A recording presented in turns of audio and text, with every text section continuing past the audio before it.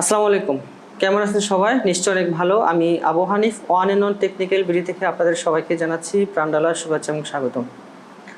তো আমরা অনেক টেকনিক্যাল কন্টেন্ট নিয়ে আপনাদের সামনে আসছি, যাতে আপনারা নতুন নতুন আপডেট টেকনোলজিগুলো জানতে পারেন। আপনারা জানেন বর্তমানে অনেক ইনভার্টার নিয়ে আমাদের টেকনিশিয়ান ভাইয়েরা অনেক আতঙ্ক রয়েছে। তো এরকম ইনভার্টার টেকনোলজি নিয়ে বিভিন্ন ভিডিও নিয়ে আপনাদের সামনে আমরা আসি। তো আজকে আমরা একটা নতুন ভিডিও নিয়ে আসছি। আমাদের এক ভাই আমাদের নিয়মিত আমাদের চ্যানেল থেকে যে ভিডিওগুলো দেখে থাকেন, তো উনি কমেন্টস করেছেন যে আমাদের বাংলাদেশে বাংলায় কোনো ভালো সেন্সরের উপরে কোনো ভিডিও নেই। সেন্সর কিভাবে চেক করব, সেন্সরটা ভালো না খারাপ, পিসিবিটা ভালো না খারাপ। তো আমরা আজকে এমন একটা ভিডিও তৈরি করবো, এমন একটা কন্টেন্ট তৈরি করবো আপনাদের জন্য, যে ভিডিওটা আপনি ইউটিউবে খুঁজেও পাবেন না, যদিও পান এত গুছানো থাকবে না। তো আমরা আজকে পিসিবি প্রবলেম না সেন্সর প্রবলেম, মূলত এটাকে থার্মিস্টর বলা হয় বা সেন্সর বলা হয়। তো আমরা এই থার্মিস্টর বা সেন্সর নিয়ে আজকে আলোচনা করব। তো মূল ভিডিওতে যাওয়ার আগে যারা আমার চ্যানেলে নতুন রয়েছেন তারা অবশ্যই চ্যানেলটিকে সাবস্ক্রাইব করে রাখবেন এবং পাশে থাকা বেল আইকনটি প্রেস করে রাখবেন যেন সবার আগে আপডেট ভিডিওগুলো পেয়ে যান। তো আমরা আজকে যেই সেন্সর নিয়ে কথা বলবো বা থার্মিস্টর নিয়ে কথা বলবো, তো এটা হচ্ছে এনটিসি সেন্সর। তো মূলত দুই ধরনের সেন্সর হয়ে থাকে, একটা হলো NTC sensor, negative temperature coefficient, আর একটা হচ্ছে পিটিসি, পজিটিভ টেম্পারেচার কোএফিসিয়েন্ট। তো আমরা আজকে কথা বলবো নেগেটিভ টেম্পারেচার কোএফিসিয়েন্ট নিয়ে। তো নেগেটিভ টেম্পারেচার কোএফিসিয়েন্ট সেন্সর বা থার্মিস্টর, এটা আসলে মূলত কীভাবে কাজ করে এটা আসলে জানার বিষয়। তো আমি একটু শুরুতেই মূল ভিডিওতে যাওয়ার আগে আরেকটা জিনিস বলে নিচ্ছি। আপনারা যদি যেই কোনো কাজের যদি কেন কিভাবে এটা হচ্ছে এটা যদি আসলে ফাইন্ড আউট করতে পারবেন তাহলে কাজটা খুব ইজি হয়। তো এই থার্মিস্টরটা হলো এই যে a thermistor is a resistance thermometer or a resistor whose resistance is depend on temperature. That means NTC থার্মিস্টরটা হলো এটা টেম্পারেচারের উপর ডিপেন্ড করে। আপনার টেম্পারেচার যদি আপ হয় তাহলে একরকম রেজিস্ট্যান্স দেখাবে, টেম্পারেচারটা ডাউন হলে একরকম রেজিস্ট্যান্স দেখাবে। তো আজকে আমরা পিসিবি এবং সেন্সর কিভাবে চেক করবেন প্রত্যেকটি আমরা চেষ্টা করব বিভিন্ন ব্র্যান্ডের সেন্সর দিয়ে আজকে প্র্যাকটিক্যালি আপনাদের দেখানোর জন্য। তো আপনারা ভিডিওটা শুরু থেকে শেষ অবধি না টেনে দেখবেন। যদি টেনে দেখেন অনেক কিছু তো মিসিং হতে পারে, অনেক কিছু নাও জানতে পারেন। তো আমরা এখন প্র্যাকটিক্যালি সেকশনে চলে যাব এবং আপনাদেরকে দেখাবো কিভাবে সেন্সর এবং পিসিবি চেক করবেন। তো আমরা এখন প্র্যাকটিক্যাল সেশনে চলে গেছি কিভাবে চেক করব। তো যদি আপনারা পারফেক্টলি একটা সেন্সরের মান বের করতে চান তাহলে আপনাদের কিছু ইনস্ট্রুমেন্টের প্রয়োজন হবে। একটা হচ্ছে, এক নম্বর হচ্ছে যে আপনার কাছে এই মিটারটা, ডিজিটাল যেই টেম্পারেচার মিটারটা, এটা প্রয়োজন হবে, যেটা আপনারা অনেকেই ইউজ করে থাকেন, যে চাপ দিলে টেম্পারেচার কত চলে আসে। তারপরে আপনার একটা মাল্টিমিটার লাগবে। তারপরে আরেকটা মিটার আছে, সেটাও ব্যবহার করতে পারেন, যে এখানে এটা আছে। তো আমরা এখন এটাকে প্র্যাকটিক্যালি এটাকে করব। তার আগে কিছু সেন্সর আমরা পরিচয় করে দিতে, যেই সেন্সরগুলো নিয়ে আমরা আজকে কাজ করব। এটা হচ্ছে স্যামসাংয়ের একটা ফ্রিজের সেন্সর, এনটিসি সেন্সর, ইনভার্টার ফ্রিজের, এইটা আজকে দেখব। এবং আমরা আরও কিছু দেখাবো আপনাদেরকে, সেটা হচ্ছে এটা হচ্ছে একটি স্যামসাংয়েরই, এটা হচ্ছে যে টিভি সিরিজের একটা ইনডোরের সেন্সর। দেখেন আগে মোটামুটি দুইটা সেন্সর ইউজ হতো, দেখেন এখন বর্তমানে অনেকগুলো সেন্সর, যেটাকে কয়েল সেন্সর দুইটা দিয়েছে স্যামসাং, প্লাস এখানে একটা রুম টেম্পারেচার সেন্সর রয়েছে, এইটাও আমরা মাপবো আজকে। এবং আরও দেখবো তার পাশাপাশি আমরা আউটডোরের সেন্সর চেক করব স্যামসাংয়েরই, এটাও দেখব। তারপর আরও সেন্সর রয়েছে, তাও আমরা এগুলা চেক করব এক এক করে। তো আমরা প্র্যাকটিক্যাল সেশনে যাওয়ার আগে আমরা যে কাজটা করব সেটা হচ্ছে সেন্সর মাপার জন্য আপনাকে একটা অ্যাম্বিয়েন্ট যে টেম্পারেচারটা লাগবে। তো অ্যাম্বিয়েন্ট টেম্পারেচার সাধারণত আমাদের কম বেশি হয়, সেই জন্য সবচেয়ে বেস্ট হলো যে আপনাকে একটু এক গ্লাস পানির ব্যবস্থা করা। তো আমরা এখন পানি নেব, এক গ্লাস পানি নিয়ে সেন্সরের আমরা এখানে যে পানি নিয়েছি, তো আমরা সবগুলো সেন্সর সরাই ফেলি, তাহলে একটু এলোমেলো হয়ে যাচ্ছে। আমরা এক এক করে দেখব। প্রথমে আমরা স্যামসাং নিয়ে আমরা স্যামসাং এটা দেখব। তো স্যামসাংয়েরটা আমরা যেটা করব সেটা হলো এটাকে এখানে ভিজিয়ে রাখবো, সেন্সরে যে এটাকে এই যে এখানে ভিজিয়ে রেখেছি অলরেডি।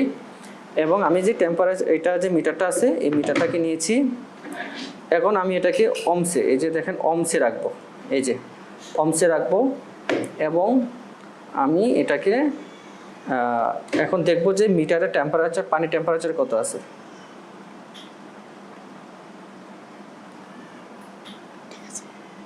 এই দেখেন পানির টেম্পারেচার আছে 30 ডিগ্রি সেলসিয়াস। তো 30 ডিগ্রি সেলসিয়াসে আপনাকে আগে জানতে হবে যে 30 ডিগ্রি সেলসিয়াসে একটি এই স্যামসাংয়েরই রেজিস্ট্যান্স ভ্যালু কত, তাহলে আপনার জন্য কাজটা ইজি হবে। তো আমরা 30 ডিগ্রি সেলসিয়াসের রেজিস্ট্যান্স ভ্যালু কত সেটা আমরা আগে জানতে হবে, এবং আমি আপনাকে বলে দেবো এখন, তাহলে আমরা চেক করতে পারবো। তো স্যামসাং রিকমেন্ড করে যে 30 ডিগ্রি সেলসিয়াস টেম্পারেচার আর যে মানটা থাকবে সেটা আমরা এখন আপনাদেরকে বলতেছি। 30 ডিগ্রি সেলসিয়াসে টেম্পারেচার থাকবে, টেম্পারেচারে এটার ভ্যালু হবে 4 পয়েন্ট সামথিং।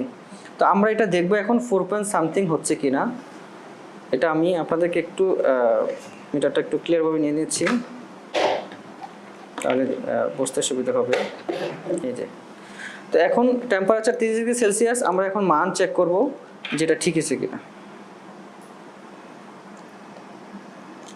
এটা আরো একটু, এই দেখেন আমি বলছিলাম 4 পয়েন্ট সামথিং দেখাবে, একটু খুলে গেছে। এই যে আমি ধরে রাখি, এই দেখেন 30 ডিগ্রি সেলসিয়াসে আমি বলেছিলাম যে 4.23 বা এরকম একটা মান দেখাবে। তো এই মানটা ঠিক আছে, দেখেন আমি এখানে টেম্পারেচার দিচ্ছি 30, আচ্ছা 29 পয়েন্ট সামথিং মানে 30। এখানে যখনই আপনি এই টেম্পারেচারে এই মানটা পাবেন মানে আমার সেন্সরটা ঠিক আছে। তো এই সেন্সরটাকে চেক করার জন্য আপনি আরেকটা জিনিস করতে পারেন, যেহেতু এটা টেম্পারেচার যখন বাড়বে এটার মান রেজিস্ট্যান্স কমে যাবে। দেখি এটা হচ্ছে কি না। যখন আমি এটাকে গরম করব, দেখেন আমি যখন মানে এটা হলো যে আমি আগেই বলেছি শুরুতেই, যেটা ডিপেন্ডেবল এই এনটিসি সেন্সর বা থার্মিস্টর টেম্পারেচারের উপরে। তো টেম্পারেচার যখন বাড়বে এটার ভ্যালু কমবে, রেজিস্ট্যান্স কমবে। এ দেখেন রেজিস্ট্যান্স কমতেছে।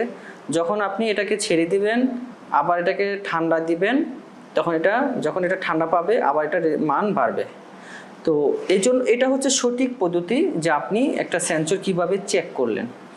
এখন প্রশ্ন হচ্ছে এই সেন্সর চেক করলেন, এখন আমার পিসিবি ঠিক আছে কিনা, আমার পিসিবি তো প্রবলেম হতে পারে। আমি আপনাদেরকে একটু ভিডিওটা লম্বা হবে, যদি আপনারা ধৈর্য সহকারে দেখেন তাহলে অনেক কিছু শিখতে পারবেন, আর যদি টেনে দেখেন তাহলে অনেক কিছু মিসিং হবে।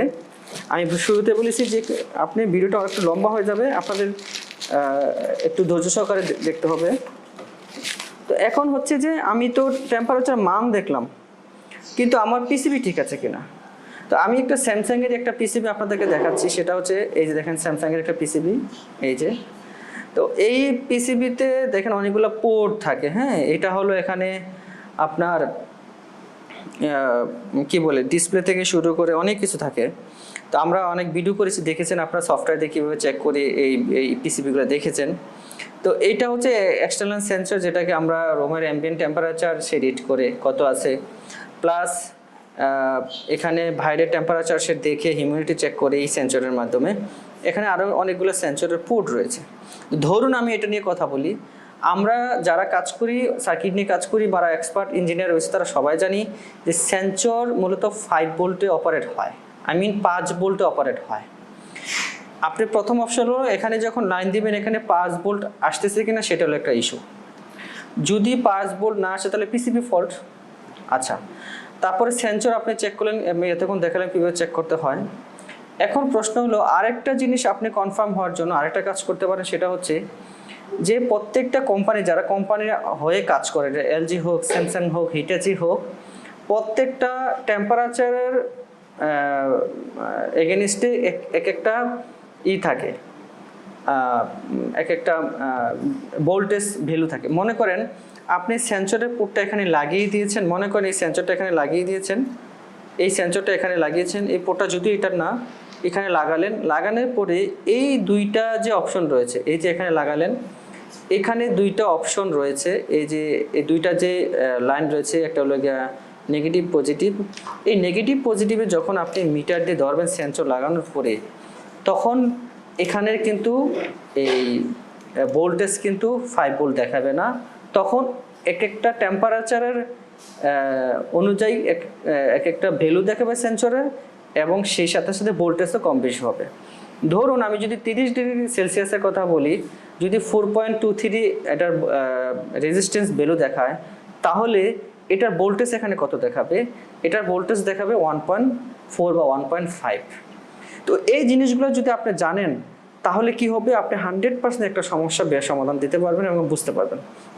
তাহলে সেন্সর খোলা অবস্থায় যেই কোনো, এটা হোক এলজি, হোক স্যামসাং, হোক প্যানাসোনিক, যেই কোনো ব্র্যান্ডের, মনে রাখবেন সার্কিটের ভোল্টেজ যে পোর্টটা লাগানো থাকে, এই পোর্টে সবসময় 5 ভোল্ট অপারেট হয়। আর যখন সেন্সর লাগাবেন তখন ভোল্টেজটা কমে যাবে, কারণ যেহেতু ভোল্টেজটা এই একটা লাইন দিয়ে ঢুকে আরেকটা লাইন দিয়ে রেজিস্ট্যান্স হয়ে বের হয়, এজন্য ভোল্টেজটা কম বেশি হয়। তাহলে আশা করি আপনারা বুঝতে পারছেন যে কিভাবে সেন্সরের মান বের করে পিসিবি চেক করবেন, এবং সেন্সর লাগানোর পরে সে প্রপারলি কাজ করতেছে কিনা, কত ভোল্ট দেখাচ্ছে, এটা বুঝতে পারবেন। আমরা এখন চলে যাব আরেকটা ব্র্যান্ডের ইয়েতে। আমি যদি বলি যে আরেকটা ব্র্যান্ড, যেমন হিটাচির কথা বলি, কারণ হিটাচি একটা কমন ব্র্যান্ড বাংলাদেশে, অনেকে আমি যারা কাজ করেন তারা জানেন। তো হিটাচি নিয়ে যদি কথা বলি, আমি এটা সরে ফেলতেছি যেহেতু এটা কথা হয়ে গেছে। তো এটা হলো হিটাচির একটা সেন্সর। তো হিটাচির সেন্সরের এটা চেক করার প্রসিডিউর একই সিস্টেম সব সেন্সরের। সেক্ষেত্রে আমি একটা জিনিস বলে দিই, সেটা হচ্ছে আপনারা প্রপার একটা সেন্সরের মান ফাইন্ড আউট করার জন্য অবশ্যই আমি যে পন্থাটা আপনাদেরকে দেখিয়েছি এটা অবশ্যই দেখবেন, এভাবেই করবেন। এটা মানটা আমি বলে দিচ্ছি আপনাদেরকে যারা ফিল্ড লেভেলে কাজ করেন।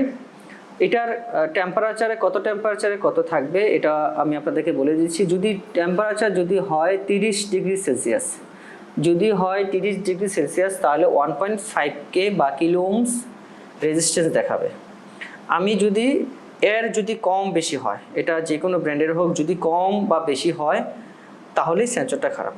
তো সেন্সর মূলত খারাপ হওয়ার অনেকগুলো রিজন থাকে। একটা হলো যে মান অতিরিক্ত বেড়ে যাওয়া বা ভ্যালু বেড়ে যাওয়া, অথবা ভ্যালু অনেক কমে যাওয়া, অথবা এটা ওপেন হয়ে গেছে মানে কোনো শু করতেছে না, মিটারে কোনো রেজিস্ট্যান্স দেখাচ্ছে না, অথবা এটা শর্ট হয়ে গেছে, টোটালি বিপ শব্দ দেখাবে। এই অপশনগুলা মানে সেন্সর বের করার সিস্টেম। তো আমরা চলে যাই যে আরেকটা সেন্সর, যেটা হলো স্যামসাং ব্র্যান্ডেরই, যেটা হচ্ছে ইনডোরে থাকে, আরেকটা থাকে আউটডোরে। তো আমরা ইনডোরটা নিয়ে আগে কথা বলি। তো ইনডোরে সাধারণত আমরা এটা জানি যে কয়েল সেন্সর বলে। আমরা তখন ফ্রিজে সেন্সর নিয়ে কথা বলছি। আসলে আমরা যেহেতু কাজ করি ইনভার্টার নিয়ে, এবং ইনভার্টারের যত ক্রিটিক্যাল কেসগুলো আছে এগুলো নিয়ে আমরা চেষ্টা করি একটা প্রপার সলিউশন দেওয়ার জন্য।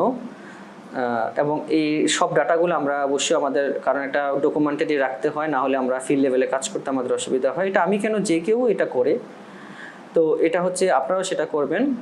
তো এটা হচ্ছে যে একটা স্যামসাংয়ের এটা আপডেট টিভি সিরিজের একটা, যারা কাজ করে স্যামসাং তারা জানেন যে এটা হলো একটা ইনডোরের সেন্সর। তো ইনডোরে যেহেতু কয়েল সেন্সর দুইটা রয়েছে, অনেকে একটা থাকে। তো সেন্সর মূলত এখন যত আপডেট আসতেছে তত সেন্সর বাড়তেছে। তো সেন্সর যত বেশি হচ্ছে তত সেফটি এসির জন্য বা ফ্রিজের জন্য বেশি। তাহলে কিভাবে সেটা, যদি সেটা কোনো কারণে কোনো এসিতে গ্যাসের প্রবলেম হয়, সেই সেন্সর সেন্স করে যে টেম্পারেচার থাকার কথা টেম্পারেচার না আসলে বুঝতে পারে যে সে গ্যাসের প্রবলেম, সে কমান্ড দিচ্ছে, মেশিনটাকে বন্ধ করে দিচ্ছে, কম্প্রেসারটাকে সেভ করতেছে। তো এই দুইটা সেন্সর, এটার ভ্যালু মাপার সিস্টেম সেম। আপনি পানিতে দিবেন, দেওয়ার পর টেম্পারেচার রিড করবেন, এই রিড দিয়ে দেন চেক করবেন মিটারে যে রেজিস্ট্যান্স আছে সেটাই। আপনি যদি ঠিক থাকে ঠিক, না থাকলে এটা বাদ দিয়ে দিবেন। তো আরেকটা সেন্সর রয়েছে যেটা হচ্ছে, আমি আসলে বারবার মেপে দেখাচ্ছি না, কারণ প্রথমে আমি আপনাদের কাছে ভিডিওটা লম্বা হয়ে যাচ্ছে এই কারণে। এটা হচ্ছে আউটডোরে থাকে। তো আমরা আউটডোর ইনভার্টার এসিতে অনেকগুলো সেন্সর থাকি আমরা জানি। তো মূলত অনেক এসিতে 2টা থাকে, অনেক এসিতে 3টা থাকে। তো স্যামসাং মূলত এটাতে 3টা দিয়েছে। আমি একটু বলে দিচ্ছি। আউটডোরে যেই সেন্সরটা থাকে সেটা মূলত অনেক বেশি রেজিস্ট্যান্স থাকে, যেটা আপনার কম্প্রেসারের ডিসচার্জের যে মাথা থাকে। অনেক সময় সেন্সরের পরিবর্তে ডিসচার্জের মাথা ওএলপি মানে ওভারলোড প্রোটেক্টর দেওয়া হয়।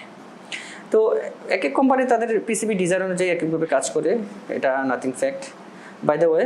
তো এইটা হচ্ছে একটা সেন্সর, যেটা হলো আপনার একটা কম্প্রেসারে থাকে কয়েল সেন্সর, একটা থেকে কম্প্রেসারের ডিসচার্জের মাথা, একটা থাকে কনডেন্সারের মাথা, আরেকটা হচ্ছে কি অ্যাম্বিয়েন্ট, যে এটা হলো অ্যাম্বিয়েন্ট যেই টেম্পারেচার বা আউটডোর যে টেম্পারেচার থাকে আমাদের পরিবেশের, ওই টেম্পারেচার সিঁড়ি। তো আমরা এতক্ষণ চেষ্টা করেছি যে একটি থার্মিস্টর বা সেন্সরের কিভাবে আপনি ভ্যালু চেক করবেন, সেন্সরটা ভালো না খারাপ কীভাবে বুঝবেন, পিসিবিটা ভালো না খারাপ কীভাবে বুঝবেন। তো আমরা এই থার্মিস্টর বা সেন্সর A to Z একটা কন্টেন্ট তৈরি করেছি। তো আপনারা যারা টেকনিশিয়ান ভাইরা কাজ করেন বা আমার কন্টেন্টগুলো দেখেন, আমি চেষ্টা করি আপনাদেরকে ভালো একটি কন্টেন্ট উপহার দেওয়ার জন্য। আপনারা কমেন্টস করে জানাবেন পরবর্তীতে আপনি কোন ক্যাটাগরির ভিডিও চাচ্ছেন। আমরা সকল ব্র্যান্ডের ইনভার্টার, এসি, ফ্রিজ, ওয়াশিং মেশিনের কাজ করি। বাংলাদেশের বিভিন্ন থেকে এবং বিদেশ থেকে আমাকে অনেকেই ফোন দিয়ে থাকেন, অনেকেই এই মুহূর্তে কল দিয়ে থাকেন। আমি আপনাদেরকে একটা রিকোয়েস্ট করব, কারণ আমি যেহেতু একটা সার্ভিস সেন্টার মেনটেন করতে হয়, প্রচুর কাস্টমারের সাথে প্রতিদিন কথা বলতে হয়, আপনারা ইমোতে বা হোয়াটসঅ্যাপে আমার নাম্বারে চ্যাট করবেন এবং সমস্যাটা বলে রাখবেন, মডেল নাম্বারটা দিয়ে রাখবেন, আমি সমস্যাটা বলে দেব। আর সেন্সরের ভ্যালু সম্পর্কে যদি আপনারা অনলাইনে না পান কোনো তথ্য, তাহলে আমাকে হোয়াটসঅ্যাপে মডেল নাম্বারটা দিয়ে রাখবেন, আমি ভ্যালুটা বলে দেবো, তাহলে আপনারা ফিল্ড লেভেলে কাজ করতে পারবেন। তো যদি ভিডিওটা শুরু থেকে শেষ অবধি ভালো লেগে থাকে, তাহলে অবশ্যই ভিডিওতে একটু লাইক দিয়ে দিবেন এবং কমেন্টস করে জানাবেন কেমন লাগলো।